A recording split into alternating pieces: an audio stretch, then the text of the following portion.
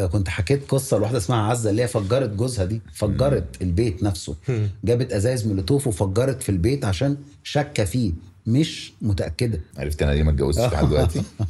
اظن الموضوع واضح. ده سلامه، امن وسلامه. دايما اللي بترتكب جريمه بشعه قوي كده بتبقى دي اول سابقه اجراميه ليها. نهار اسود. يعني هتلاقي كل القصص اللي بنحكيها عندي اللي هي قصص غريبه يعني، هتلاقي دي اول سابقه اجراميه ليها.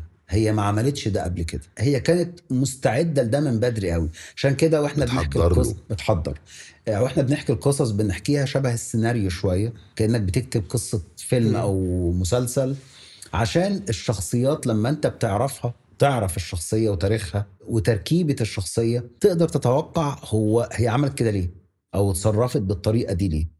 بس لا، الستات اكثر ابداعا. الراجل شكرا، هو لا الراجل هيخش بغشامته كده وداخل طاق كده عادي، اهو في كشف وشك دي بس وانا اللي عملت كده، وسايب بصماته في كل مكان، في كل مكان.